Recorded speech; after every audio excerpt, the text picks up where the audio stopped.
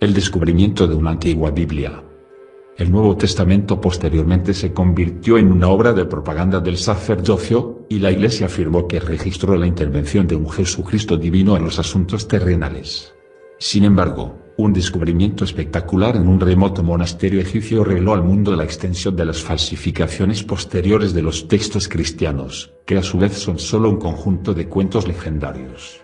El 4 de febrero de 1859, 346 hojas de un antiguo códice fueron descubiertas en la sala del horno en el monasterio de Santa Catalina en el monte Sinaí, y su contenido envió ondas de choque a través del mundo cristiano. Junto con otros códices antiguos, estaba programado quemarse en los hornos para proporcionar calor invernal a los habitantes del monasterio.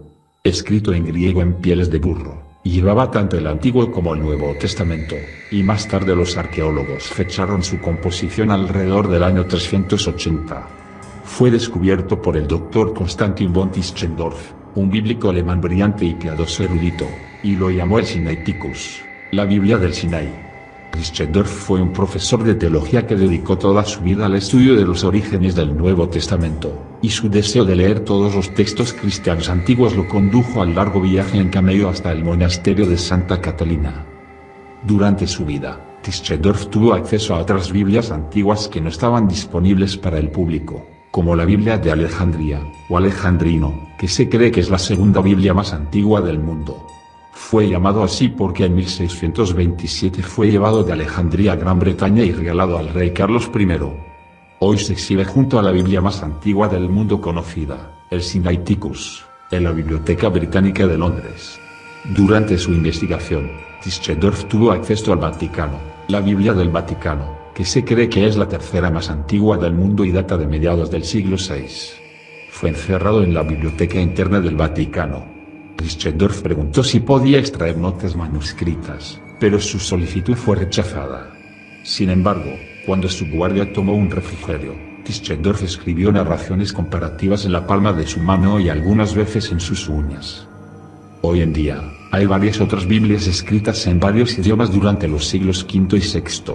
Ejemplos son el Syriacus, el Cantabrigiensis, Bezae, el Sarravianus y el Marchalianus.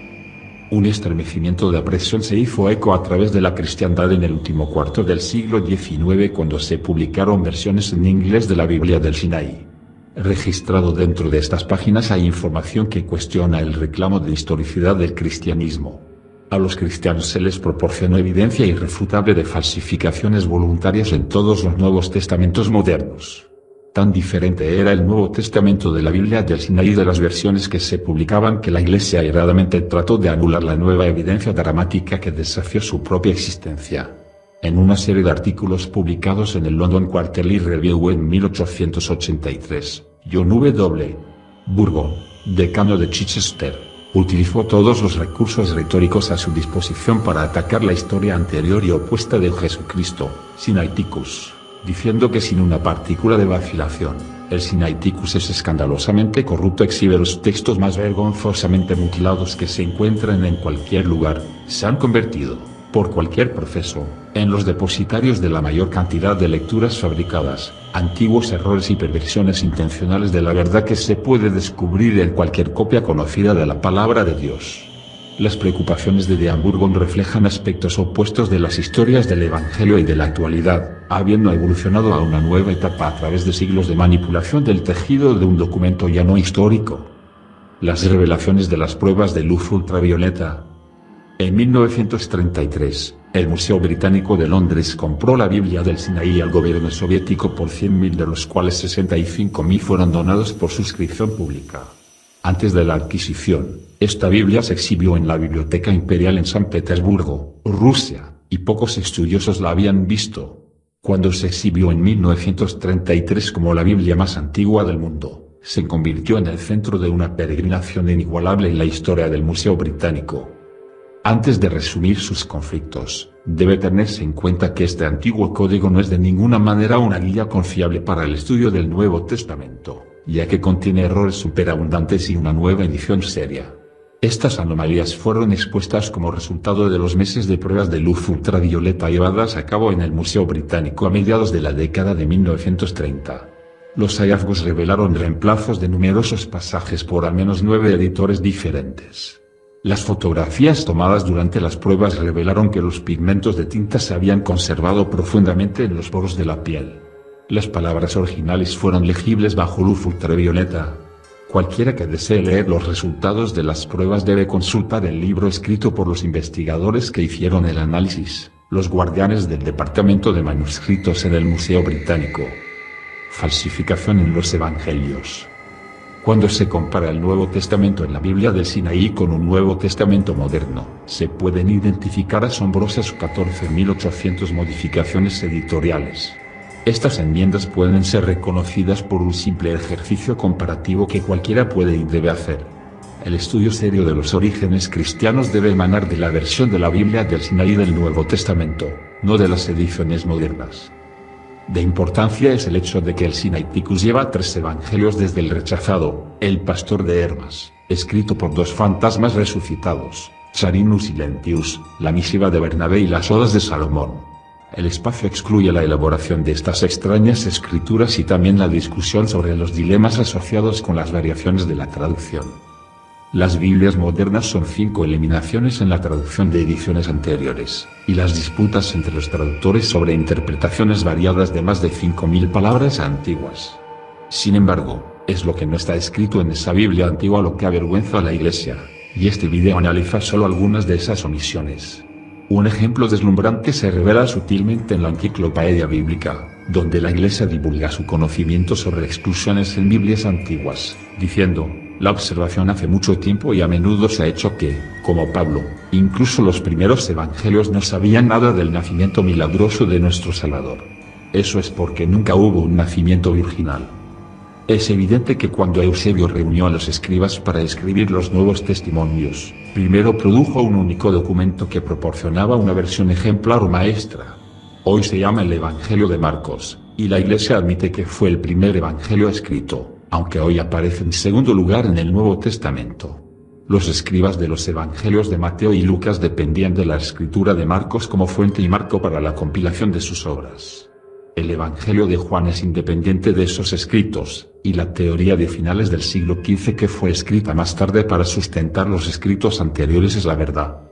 Por lo tanto, el Evangelio de Marcos en la Biblia del Sinaí contiene la primera historia de Jesucristo en la historia, una completamente diferente de lo que está en las Biblias modernas. Comienza con Jesús alrededor de la edad de 30, Marcos 1, 9. Y no conoce a María, un nacimiento virginal o asesinatos en masa de bebés por parte de Herodes. Las palabras que describen a Jesucristo como el Hijo de Dios no aparecen en la narrativa de apertura como lo hacen en las ediciones de hoy, Marcos 1, 1, y el árbol genealógico moderno que remonta una línea de sangre mesiánica al rey David no es existente en todas las antiguas Biblias, como lo son las ahora llamadas profecías mesiánicas, 51 en total. La Biblia del Sinaí contiene una versión contradictoria de los acontecimientos que rodean la resurrección de Lázaro, y revela una omisión extraordinaria que luego se convirtió en la doctrina central de la fe cristiana: las apariciones de resurrección de Jesucristo y su ascensión al cielo. No se registra ninguna apariencia sobrenatural de un Jesucristo resucitado en ningún evangelio antiguo de Marcos, pero una descripción de más de 500 palabras ahora aparece en las Biblias modernas, Marcos 16, 9-20. A pesar de la multitud de autojustificaciones prolongadas por los apologistas de la Iglesia, no hay unanimidad en la opinión cristiana con respecto a la inexistencia de apariciones de resurrección en los relatos antiguos de la historia. No solo faltan esas narraciones en la Biblia del Sinaí, sino que están ausentes en la Biblia de Alejandría, la Biblia del Vaticano, la Biblia Bezae y un antiguo manuscrito latino de Marcos, cuyo nombre en clave escapa por los analistas. También carecen de la versión armenia más antigua del Nuevo Testamento, en manuscritos del siglo VI de la versión etíope y Biblias anglosajonas del siglo IX. Sin embargo, algunos evangelios del siglo XII tienen los ahora conocidos versículos de resurrección escritos en asteriscos, marcas utilizadas por los escribas para indicar pasajes espurios en un documento literario. La Iglesia afirma que la resurrección es el argumento fundamental para nuestra creencia cristiana, pero ninguna aparición sobrenatural de un Jesucristo resucitado se registra en ninguno de los primeros evangelios. De Mark disponible. Una resurrección y ascensión de Jesucristo es el sine qua non sin el cual nada del cristianismo, confirmado por palabras atribuidas a Pablo: si Cristo tiene no ha sido levantado, tu fe es en vano. 1 Corintios 5, 17. Los versículos de la resurrección en los evangelios de Marcos de hoy son universalmente reconocidos como falsificaciones y la Iglesia está de acuerdo, diciendo que la conclusión de Marcos es ciertamente no genuina. Casi toda la sección es una compilación posterior. Sin embargo, la Iglesia aceptó la falsificación en su dogma y la convirtió en la base del cristianismo.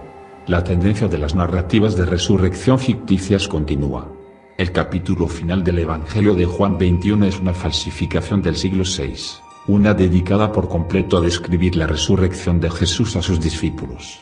La Iglesia admite: la única conclusión que puede deducirse de esto es que el capítulo 21 fue luego agregado y, por lo tanto, debe considerarse como un apéndice del Evangelio.